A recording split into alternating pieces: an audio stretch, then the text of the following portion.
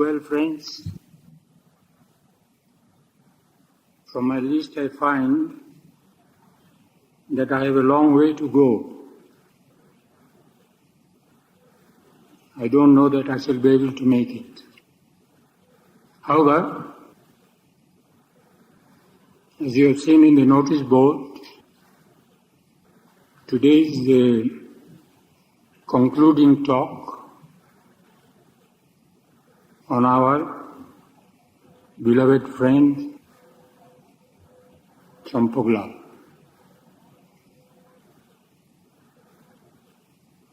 You have been kept waiting for long.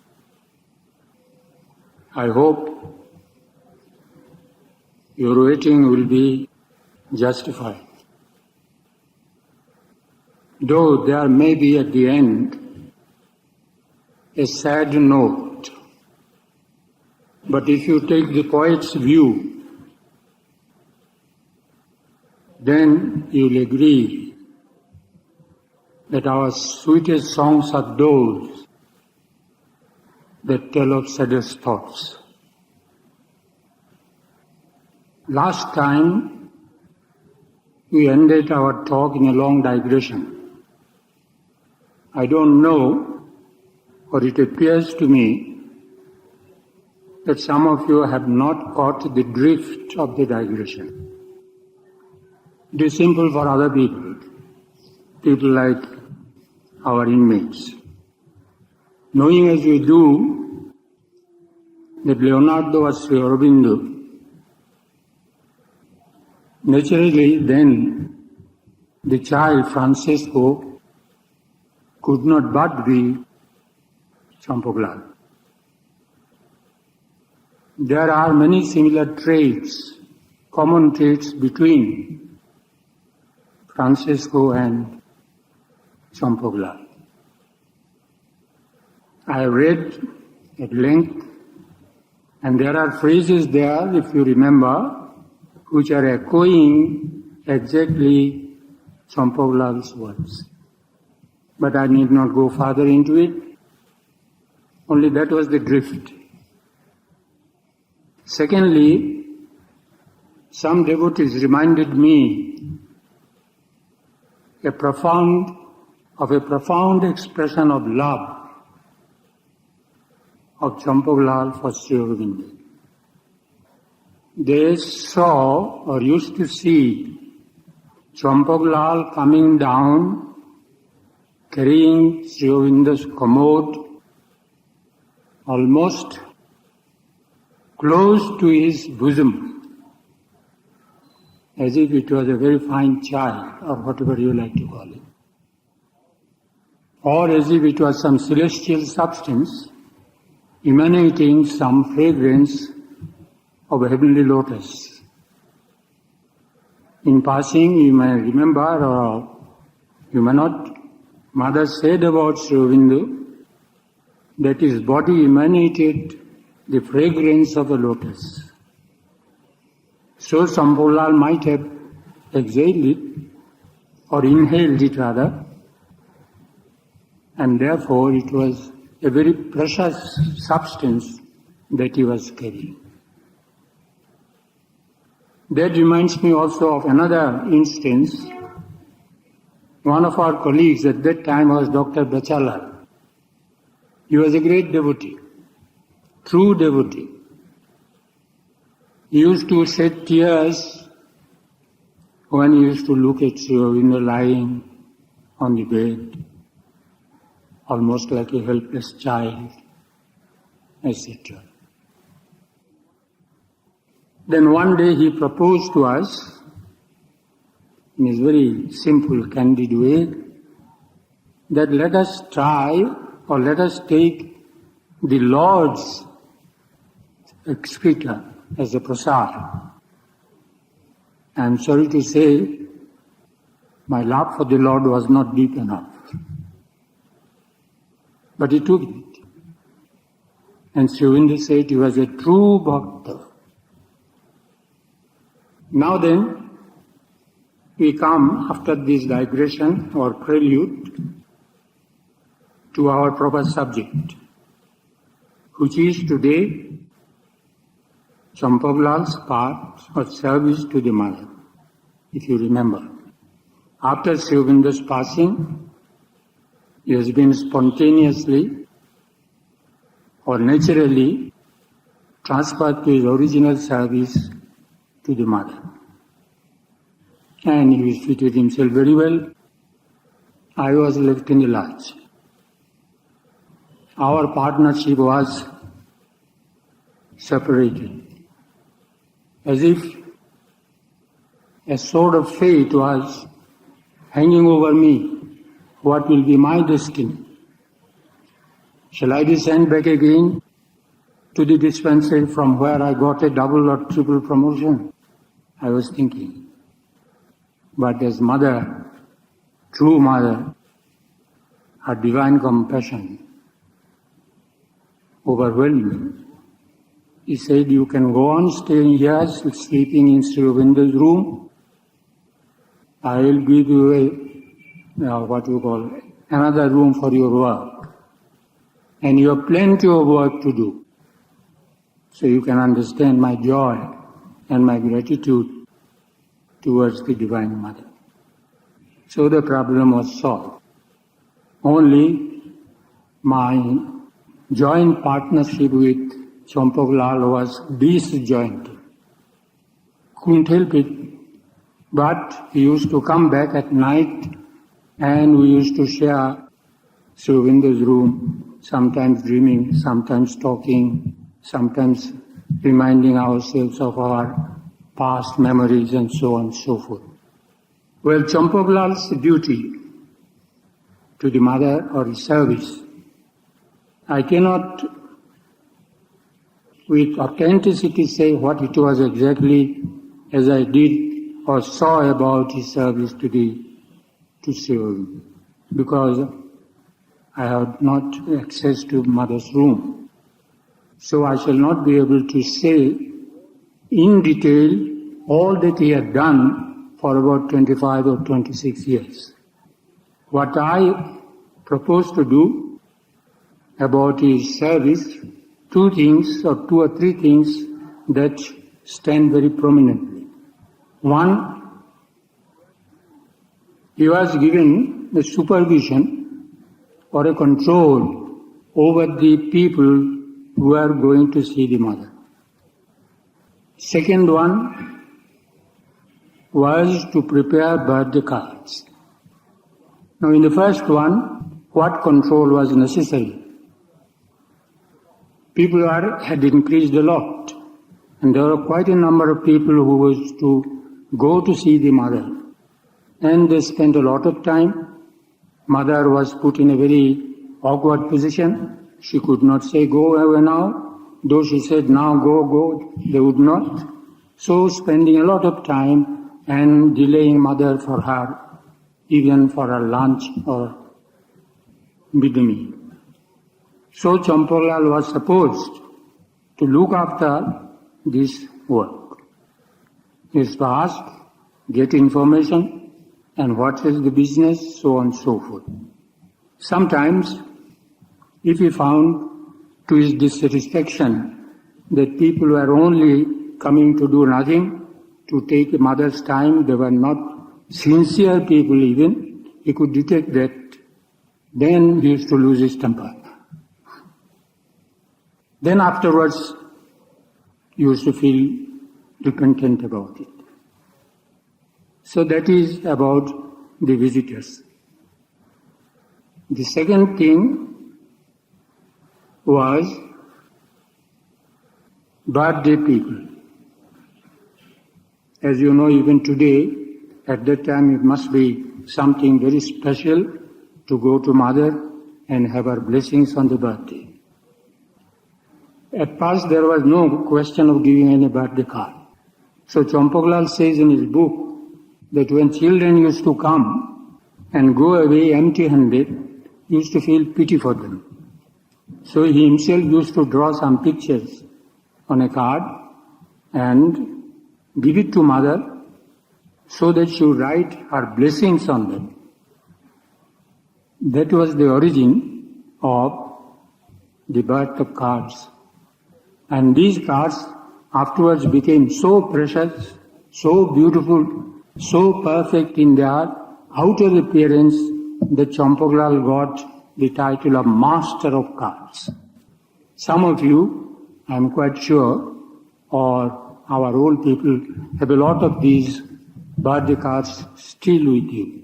They are particularly, mother used to choose various kinds of sizes, small size, big size, and this way and that way. As you know, some of you know mother's ways, very, very unpredictable. Some big sadhak give him a small card. Some small sadhak bring a big one. And she used to write there so beautiful calligraphy with so much love and care. Then for some special people, special to her, she used to give directions. You do this, you do that, you give this photo, and so on and so forth. And he has to keep them ready for the next day.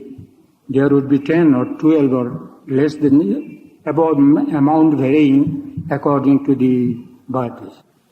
But he has to keep them prepared, ready, and work lot of time, give lot of time upon these cards to make them perfect, to make them very meticulous.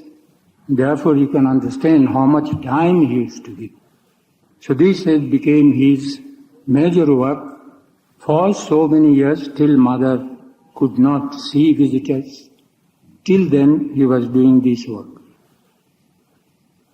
Then the other thing is, mother used to give lots of books also to the inmates. Whether they studied or not, that did not matter. But they had to inform Champaklal beforehand what books they needed. He used to make a list and he used to get all the books from various sources and keep them ready. Mother used to write on those books name, blessings, mother to so and so. So these are, you may think they are petty jobs, but nothing is petty to the divine. And she used to do with so much love and care that she did not care for time. So in this way, the books particularly, he had to keep everything ready. He would not like to say to mother, no, I haven't got this.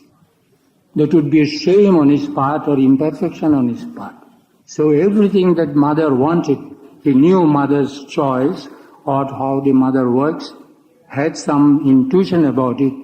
So he used to keep everything ready beforehand so that when mother was asked, give me this, at once it is ready. So this is the way Champaklal had worked with the mother. Of course he had been prepared or groomed in this way by the mother beforehand in the early days of the ashram.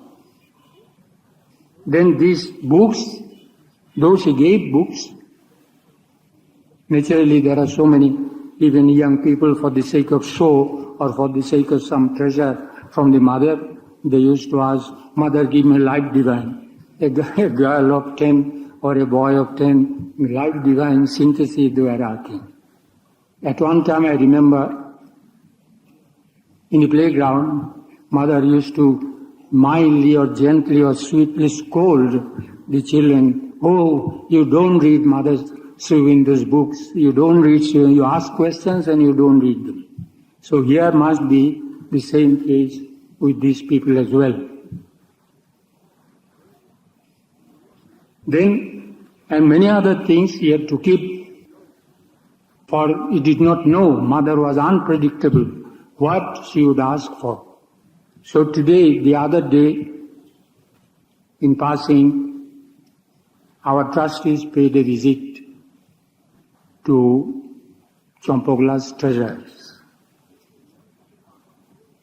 They were amazed to find so many things he has preserved from the years God knows when till he became invalid.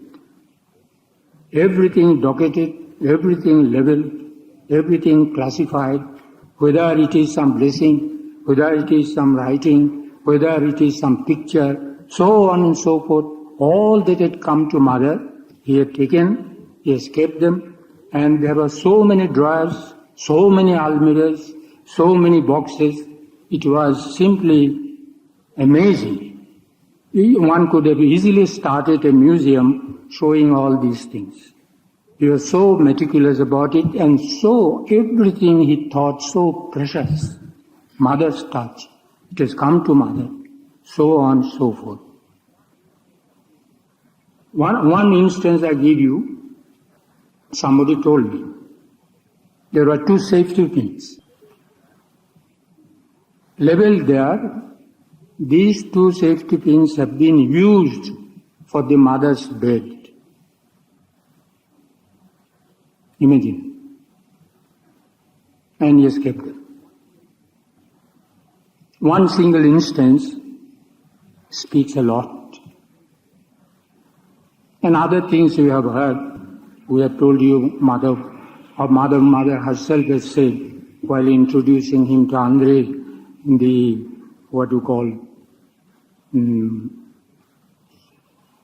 the ashes, and I don't remember other things, all these, yet preserved them. And mother gave high praise to him in this regard. So this is one instance, as I tell you, I need not go further into it. And as I said just now, the trustees were amazed. They are now emptying everything, and books, lots of books. It will be about 300, 400 or 500 books which he has kept from that time onwards till mother was not able to distribute the books. And they were all being now sent away to various places. So this is one, I think, 2 instances I am giving you. I don't need to multiply because time is, as I told you, there are many things I would like to tell you. The other thing, what happened, at one time, he fell ill. He used to suffer from very severe backache. That was hereditary, I believe. And he suffered mentally very much, that this backache disabled him from doing work to the mother, service. So one day, I hope some people will not be shocked, he began to drink his own urine. At that time, urine therapy was in vogue, very much. You know, even today, some of you have heard, our former Prime Minister, his longevity, he says, due to urine therapy. So he took urine, drank. And magically also, he was cured of the backache. He was very happy, naturally. Then, if he had been a little wise, he should have stopped it. But he went on continuing. So one day, he took a very heavy concentrated dose of urine. And that brought about a tremendous reaction. He had high fever, pain in the joints, and crying, weeping, etc., etc., and lying almost helplessly in his bed. I and Kamla is there. Both of us used to nurse him, serve him at that time. There are no other people. He was in his room, and we used to look after him. And Dr. Sannal, is it Sannal? Yes, Dr. Sannal was there at that time. He was treating him. Every day he used to come, see him, prescribe medicine, go to the mother and report about him. There was a very strong, struggle between life and not life. It was so serious. He said it was gout, very serious type of gout. But somehow, as happens when there is special grace acts upon you, he was pulled out, thanks to doctor and particularly the grace of the mother. Then after, he was very anxious to see the mother. When will you see the mother? Dr. Sannal said, wait, not now. Let it be completely wiped off, effaced from your body, this poison. And somehow they came. And I had the good luck to accompany him to the mother. Then we went, both of us. You can imagine when he did pranam to the mother, how extremely ecstatic he was, and he laid his head on the lap, and mother embraced him. I don't remember whether she kissed him or not. They patted him so affectionately and tenderly, he was simply shedding tears. However, so he started the work. Then I also got a chance. Mother said, you can continue coming so long as he's coming with you. And then when the time was over, he was completely fit. I said, Mother, now I am going. Mother said, yes, go, but look after his health. So that was the mission I had been given by the mother. I don't know how far I looked after his health or he looked after my health, but that was the mandate given to me by the mother. Then these are the memories I recollect. I am leaving out the last days of the mother. He himself in his book left out, so I need not elaborate on it, because many of you know the last days of the mother were very extremely, painful. And he and Pranav, day after day, night after night, I would say more particularly Champaklal, because Pranav had some time in the day to go out, but Champaklal was practically all the time with the mother. So, in this way, he has served the Divine Mother during a very painful, agonizing period. No food, practically no sleep. At times he used to come down. I was sleeping on the terrace. He used to come and lie down there for a few minutes rest. At once, from Champaklal, from Pranav, Champaklal used to call. The call would come and he would jump, spring from bed and rush. This was the way that those times had passed. Very critical, very painful indeed. But both of them never failed in their service till the last moment. So this is what I know. There are other things also. I think this thing will suffice for the present. Now one thing he notes here in the book, his book, very strange. He says, it is a postscript. I have said little of things during the later years, though some of them were very interesting. I would say only a bit of the last day. The last day. It was 17th of November 1973, between 4:30 and 5 p.m. Kumud was giving fruit juice to mother. She was on one side of mother's chair, and I was on the other side, waiting to help Kumud if needed. All on a sudden, without any forethought, I took mother's hand in mine and saw her lifeline. And I did. Saw her lifeline Kumud asked what I was doing.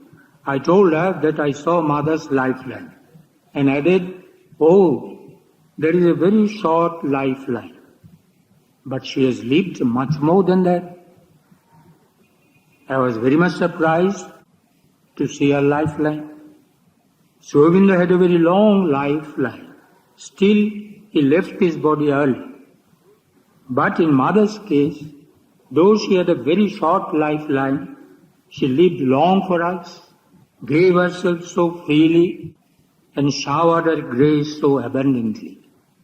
And you see, she left her body the same day, 17/11/1973, at 7:25 p.m.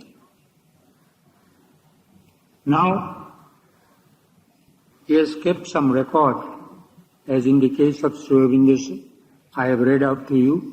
Here also some record about the mother. I think it will be well worthwhile to read some of them. There you will see particularly Champaklal's relation with the mother. He has served Sri Aurobindo, but that was a passive service. As you understand, because Sri Aurobindo did not know, he was not active, he was himself passive, so the service also was more or less passive. Whereas mother's case is different. Mother is always active, dynamic, energetic. And she is moving here and there, asking this thing, that thing. You must be ready to supply them all at once, or be with her whenever she needed. So here, about yes, then the other thing, his relation with the mother, which is a very significant thing.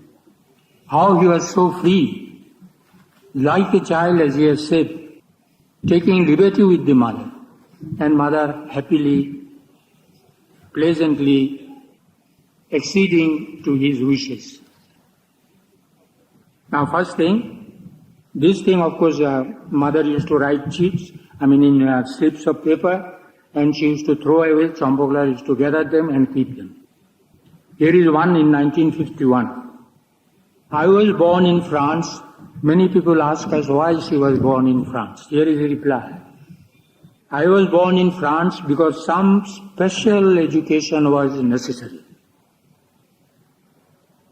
Then there is one here. Mother says to Duman, "Today is Lakshmi Puja day. Lakshmi is your friend." She gives a flower to him. Then Champaklal is a psychologist. Mother said, photographer Chimonbai's birthday. Chimon's mother told him, "You have all the photographs with you, so that is not in question. What book do you want? Last poems?" Champaklal now intervenes. So that is his privilege, prerogative. "Give him photograph, mother." "Mother, you are pleading." "I am pleading because if I were in his place, I would not ask, but would like to have from you without asking. I would expect that from you, mother." Mother then went in to fetch them from her room and then told Chimon, Champaklal is a psychologist. Then he found a slip of paper somewhere in which his mother has written something. It was thrown away or somewhere. It is very interesting. The previous day we used to see cinema, Previous day there was a cinema on Julius Caesar. So when she saw that, after seeing, she came home and she wrote this. It will be said of me, she was ambitious. She wanted to transform the world. But the world does not want to be transformed except by a long and slow process. So slow that the change cannot be perceptible from one generation to another. I find that nature delays and wastes, but she finds that I am too much in a hurry and too troublesome and exacting. Let me write down all I have to say. Let me foretell all that will be done. And then, if no one finds that I am doing it properly, then I shall retire and leave the others to do it. Premature supramental world. Mother wrote, last night I had a vision of what the supramental world would be like if the people were not sufficiently prepared. The confusion that now exists on earth is nothing in comparison with what may happen. Just imagine any strong will possessing the power to transform matter according to its liking. If the sense of collective unity did not grow in proportion to the growth of the power, the resulting conflict would be yet more acute and chaotic than our material conflicts. Sri Aurobindo's protection after death, some of you may be knowing about it. Informed mother in the morning of the passing away of Mrityunjay's elder sister. Mother said yes, she was not keeping well for a long time. When mother had her breakfast, she said that she had come to know a very interesting thing. She had seen on the forehead of Mrityunjay's elder sister, who had just passed away, the symbol of Sri Aurobindo. Mother said she was very much surprised and said to herself, what? On this? Then she heard Sri Aurobindo saying, henceforth whoever dies here, I shall put my seal upon him. And in any condition, unconditional protection will be given. Champaklal says, I had known of Benares as an ideal place to die, but now Sri Aurobindo has created a still better and safer place. Now here I am reading something, I hope I aim at nothing, nobody. It is what is recorded here I am reading. You will see the mother's way of action. It was the birthday of X. When I informed mother about it, she told me to keep Sri Aurobindo's letters on the mother for giving to him. I asked mother to give him 2 photographs also. Mother, why 2? Give only Sri Aurobindo's, not mine. He does not care for me. Do you think he cares to see my face? Mother, please give him grace. All right, keep them ready, bring them down. If he asks for it, we shall give him. Mother, people like me won't ask, but you would like to have things from you very much. Mother, I know him. He is not like you. He doesn't care for my photo. We went down for pranam. Everything was kept ready. The man came, but he did not ask for mother's photo. Still, as he was about to go away, I placed the photo in mother's hand, saying, grace. She gave without saying anything. On other occasions like this, she would say, Champaklal wants me to give you. Then, while going up this staircase, I asked mother, X doesn't care for you? Mother, when a boy is busy with a girl and has a love affair, he does not care for me. Now he is busy with that. He does not care. In this case, even without that occupation, he would not care for me. Then, Champaklal, mother, do I care for you or not? Mother, why? I hope so. Mother, are you not sure? Why? That means maybe the other way also. Otherwise you would not say you are not sure.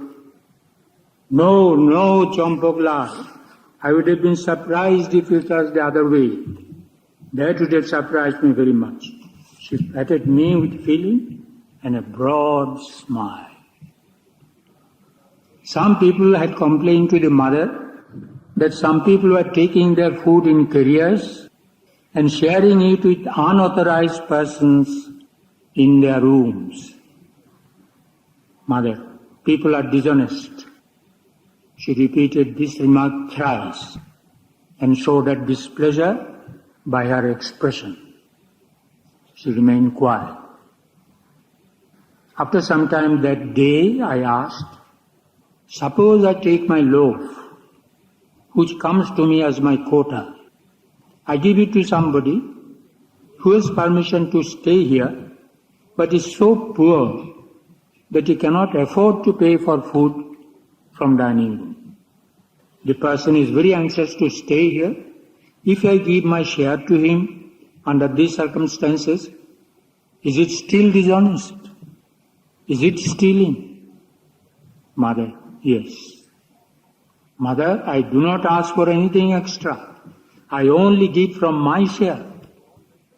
Yes, that is all dishonesty.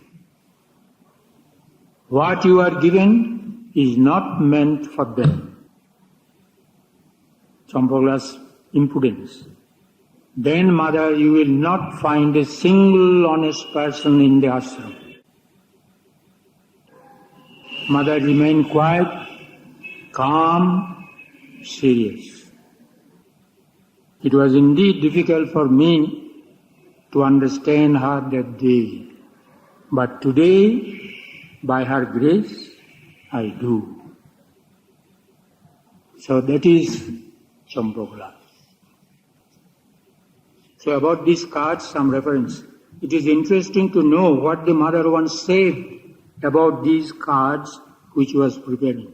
She said that sometimes the card would speak the name of the person to whom it was to give. To some, mother used to write one card every day, and I had to go and give the card to each of them myself, and that too at their convenient time. This led to some comments, but I got used to them.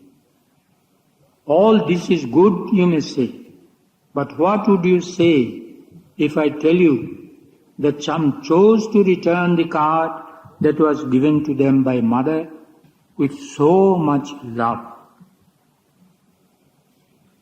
Then here, I mentioned, I once asked mother, you say I am your child, and I was so in my previous birth also. But I had a strong feeling that I was the son of a rishi. Mother replied, how do you know that I was not the rishi? I mentioned to mother that I used to donate one eye for anybody who needed it. If mother did not approve of it, then both of my eyes stood donated after death. On hearing it, the mother said, no, no, no. Your eyes belong to me. Your eyes belong to me. This is a hostile suggestion. I do not approve of this giving of eyes at all.